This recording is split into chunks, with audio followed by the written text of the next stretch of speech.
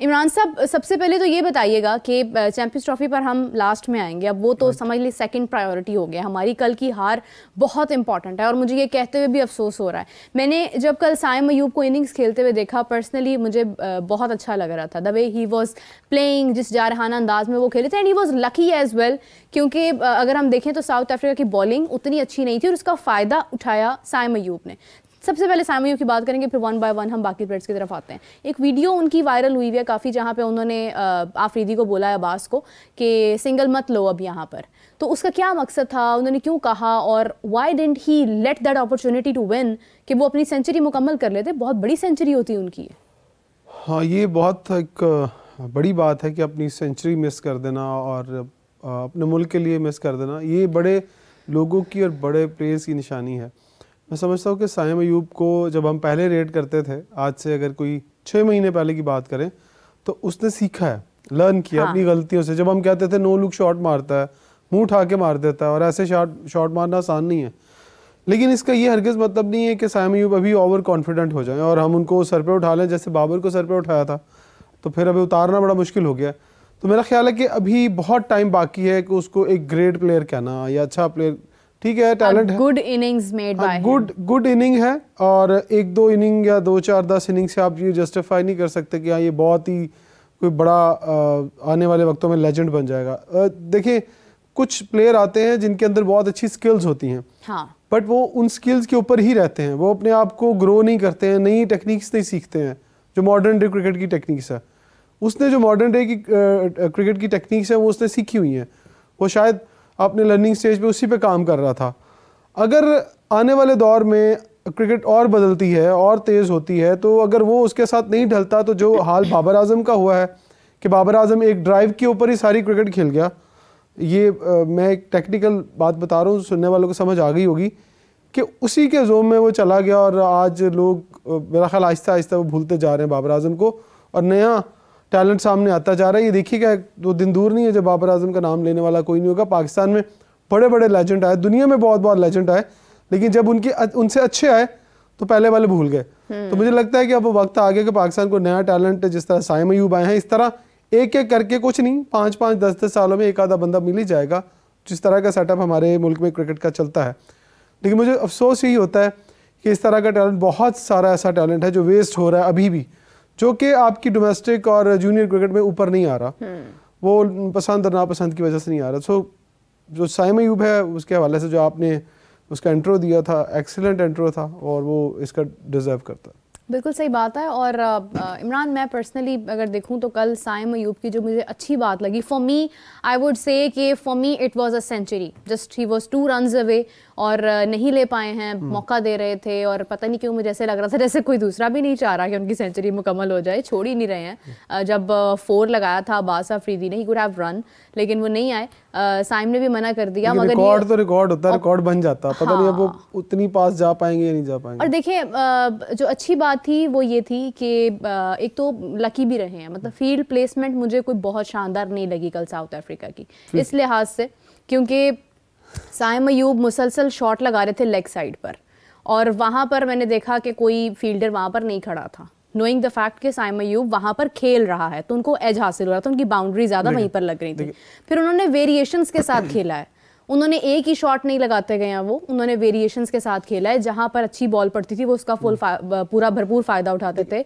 Full toss पर भी उन्होंने भरपूर फ़ायदा उठाया है, तो अच्छी बैटिंग उनकी जानिब से हमें देखने को मिली है। डोंट यू थिंक कि साउथ अफ्रीका की जो कल बॉलिंग थी और जो फील्ड प्लेसमेंट थी, 2 कैचेस भी ड्रॉप हुए, उसका भी काफ़ी फ़ायदा हुआ है पाकिस्तान को? देखिए, कैच ड्रॉप होने का फ़ायदा तो प्लेयर को होता ही होता है, हाँ, उसको दूसरी ज़िंदगी मिलती है। लेकिन जहाँ फील्ड प्लेसिंग की थोड़ी बात करें, मैं थोड़ा सा आपको करेक्ट कर दूँ कि जब आपके इब्तदाई 6 ओवर्स होते हैं, तो सर्कल का एडवांटेज हमेशा से ही जो अप शॉट्स खेलने वाले बैट्समैन वो उठाते हैं, और साइम अयूब हमेशा ही अप शॉट्स खेलते हैं ज़्यादा, और उन्होंने सर्कल का फ़ायदा उठाया, जो आपको नहीं लग रहा था कि फील्डर्स बाहर नहीं है। आखिरी ओवर्स की अगर बात करें, तो जब आपको बॉल नहीं फुटबॉल नज़र आ रहा होता है ना, तो फिर आप शॉट्स अपनी मर्जी से खेलते हैं, तब आपका रिस्ट, आपका पाँव, आपका हेड 100% काम कर रहे होते हैं। सो इसलिए आपको फिर गैप मिलना शुरू हो जाते हैं।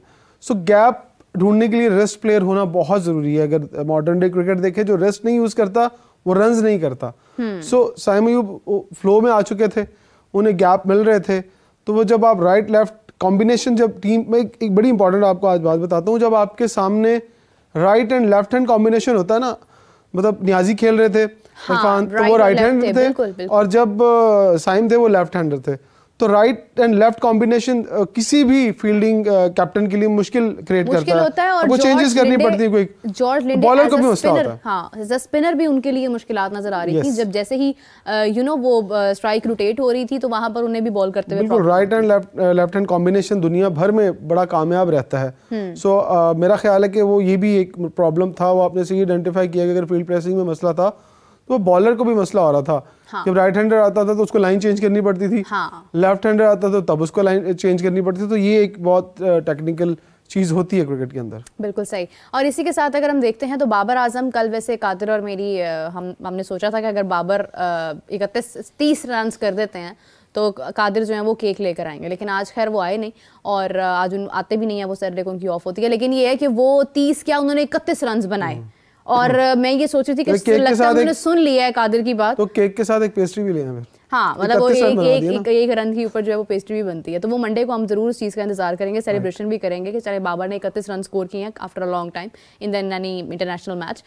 लेकिन ये है कि अगर हम बात करें, बाबर 31 रन बना सके, स्ट्राइक रेट अच्छा था उनका, बेहतर था, लेकिन रिजवान को क्या हो गया कल? लेकिन उससे पहले मैं लास्ट कल यहाँ बैठा हुआ था, तो आपने कहा कादिर और बाबर की बात नहीं करते, तो आपने आते ही उनका जिक्र छेड़ दिया कि वो अब केक लेके आएंगे उनके लिए। सो मैं कहता हूँ ना, बाज आ जाएं, बाबर को छोड़ दें। देखिए, इन्होंने मुझे कहा था कि अगर बाबर स्कोर करते हैं हाफ सेंचुरी तो आप 4 पाउंड का केक लेकर आएंगे। तो मैंने कहा कि बिल्कुल खुशी से, अगर बाबर आजम हाफ सेंचुरी करते हैं तो इससे बड़ी और खुशी की क्या बात है, लेकिन उन्होंने नहीं की। अब कल के मैच में उन्होंने 31 रन बनाए हैं, स्ट्राइक रेट भी उनका बेहतर था निस्बतन, अगर इसी तरह से वो जारी रहते तो पहली 2 गेंदों पे 2 चौके मारे, हाँ। 2 बॉलों पे 8 हुआ, और उसके बाद उन्होंने खेले 18 बॉल और 18 बॉलों पे उन्होंने आई थिंक सो 21 रन बनाए। देखिए, तो वो अपने स्ट्राइक रेट पे वापस आ गए, सिर्फ पहली 2 बॉल्स पे ही उनका स्ट्राइक रेट जो है वो बेसिकली कैलकुलेट हुआ है, जो अच्छा था, लेकिन उसके बाद अगेन वही चीज़, और वो फिर प्रेशर में आ गए। ये जो प्रेशर है ये साइम पर नहीं था, ये इनफैक्ट शुरू के आप समझ लें 1-2 बॉल्स में इरफान पर भी नजर आया। जैसे ही उन्होंने चौका लगाया उसके बाद उनका वो प्रेशर खत्म हो गया। तो बाबर ने तो आते ही 2 चौके लगाए, फिर बाबर क्यों प्रेशर में आ? मैं आज आपको एक बात बताता हूँ, ये बाबर को क्लिप काट के ना टिप भेज दीजिएगा, शायद वो अपने कोचेस की बात नहीं सुनते। देखिए, बाबर ने जो अपने 31 रन बनाए ना, वो अपनी स्किल के ऊपर बनाया, जो उसकी नेचुरल स्किल है, जो उसका नेचुरल टैलेंट है। बट नेचुरल टैलेंट तक नहीं, अब आपको नई क्रिकेट के लिए नई शॉट सीखनी पड़ेगी। जब आपके पास शॉट्स खत्म हो जाती है ना, तो फिर आप बोंगी शॉट मारते हैं। तो जिस शॉट पे वो आउट हुए ना, तो वो टाइम हुआ, और ना वो उस डायरेक्शन में खेलने वाला शॉट था, और ना ही उतनी एबिलिटी थी उसके बाजुओं के अंदर कि वो उस शॉट को उठाकर, छोटा ग्राउंड था ना। अब आप देखें, हाई स्कोरिंग ग्राउंड है, साउथ अफ्रीका ने 210 कर लिया, 3 बॉल पहले ख़त्म कर दिया मैच को। सो बाबर को अपनी गलतियों पे काम करना पड़ेगा, वापस अपने क्लब में आ जाए। मेरा आज बाबर को मशवरा है कि उनका LCC में क्लब लगता है, वापस आएँ, 4 से 5 क्लब के मैचेस खेलें। जब आप फिर नीचे से स्टार्ट करेंगे तो आपको रियलाइज़ होगा, आपका दिमाग भी नीचे आएगा, और आप दोबारा से जो भूली हुई चीज़ें हैं वो सीख लेंगे। आपको पहली क्लास में आ जाना चाहिए, फिर आप दोबारा से ग्रेजुएशन कर लीजिएगा, हमें कोई इतराज़ नहीं है। सो आपको नीचे आना पड़ेगा, अपनी डोमेस्टिक क्रिकेट खेलनी पड़ेगी, फिर आप जब जाएंगे ना तो आपको अपना भूला हुआ सबक याद हो जाएगा जो आप भूले हुए। सो मैं इससे ज़्यादा बाबर के ऊपर बात करूँगा तो फिर बहुत सारे नहीं देखिए, ये उनकी हमदर्दी के लिए हम चाहते हैं कि हमारे यहाँ से जैसे साइम अयूब अभी कर रहा है, अगर वो इसी तरह से मेंटेन रखता है अपनी पेस को, अपनी बैटिंग स्टाइल को, तो वो बहुत आगे जा सकता है, वो हमारे लिए एक बड़ा बेहतरीन ऑलराउंडर बन सकता है। लेकिन बाबर आजम की जो एक क्लास मेंटेन हुई थी हम सबके दिलों में, दिमागों में, वो आज भी बरकरार रहनी चाहिए, और ये बाबर तैयार हो सकते हैं। लाइक बच्चे को खराब करने में ना घर वालों का भी बहुत बड़ा हाथ होता है। अब हमने भी बहुत खराब किया है, जैसे कादर अब केक की बात कर रहे हैं, 31 वो मुझे सेंचुरी पे कहते हैं ना, मैं आपके मुंह से सुनता तो मुझे बड़ी खुशी होती कि यार इसकी सेंचुरी की मजाक की बात थी, लेकिन अब वो सीरियसली हो चुकी है। अब क्या कह सकते हैं, आप देखिए ना, मेरा ख्याल है कि बाबर को अपनी चीज वापस आ जाना चाहिए, डोमेस्टिक खेलनी चाहिए। आपको याद होगा कि बासित अली साहब ने कहा था कि 3 छक्के अगर बाबर ने लगा दिए तो मैं अपनी वीडियो जारी करना बंद कर दूंगा। तो उनको पता था कि सिर्फ ये अब चैंपियंस कप की बात थी, अपनी होम ग्राउंड्स थी, फैसलाबाद था, इतनी मतलब वहाँ पर तो रन्स बन रहे थे, लेकिन ये है कि वो नहीं लगा पाए थे। तो इट मीन्स कि जो लेजेंड्स हैं वो कहीं ना कहीं जानते हैं कि ये हमारा जो प्लेयर है। देखिए उन्होंने बाबर को डे 1 से ग्रो होते हुए देखा है, मैंने भी देखा, जितने आपने भी देखा है, हमने देखा कई ऐसे लेजेंड्स बहुत हैं जूनियर जिन्होंने बाबर को निखरते हुए देखा है, बाबर को शॉट्स लगाते हुए देखा है। देखिए कल आसान टारगेट क्यों था साउथ अफ्रीका के लिए रिजवान और बाबर का? वो एक ही दिन में समझ चुके थे कि ये कहाँ पर किस तरह से इनको जो है वो हमने अंडर प्रेशर करना है।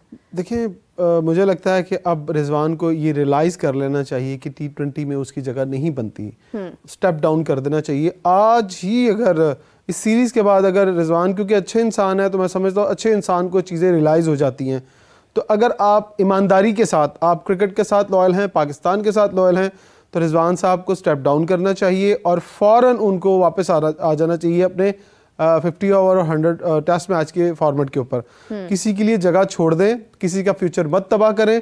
अगर आपको लेट क्रिकेट मिली है तो आपका मतलब है कि आप भी आने वाले लोगों को लेट क्रिकेट देंगे। सेकेंड वन कि आपने अपनी टीम में as a wicket keeper batsman खिलाया उस्मान खान को, क्या प्लेयर है? आप मुझे कोई भी बंदा बता दे कि वो लगता है कहीं से इंटरनेशनल प्लेयर, कहीं से भी लगता हो, ठीक है, तो वो आपको एक मोहल्ले का प्लेयर लगता होगा। आपकी टीम को एक अच्छी पार्टनरशिप चाहिए, आप आके मुंह उठा के लट शॉट, बोंगी शॉट मार रहे हैं, मतलब समझ से बाहर है ना। कमेंटेटर भी हंस रहे थे कि यह क्या बच्चों की क्रिकेट हो रही है। कल डॉक्टर नुमान साहब भी आपसे यही बात कर रहे थे कि वो बंदा किस तरह फिट इन हो गया।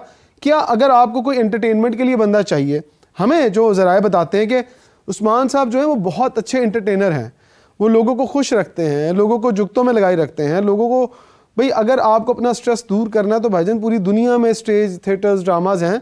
अपनी मैनेजमेंट को कहिए कि आपको स्ट्रेस दूर करने के लिए और एक्टिविटीज़ करवाएं। अपनी टीम के अंदर एक बंदा ना रखें कि जो आपका स्ट्रेस दूर करे, आपको हंसाए, आपको खुश करे। ये इस तरह से तो बस फिर मैं वही कहूँगा TC करके आप जितनी मर्जी क्रिकेट खेलने में मुल्क का बेड़ा गर्क होगा। 2 बंदों को बल्कि 3 बंदों को फिल फॉर टीम में से लेफ्ट कर देना चाहिए सलमान अली आगा।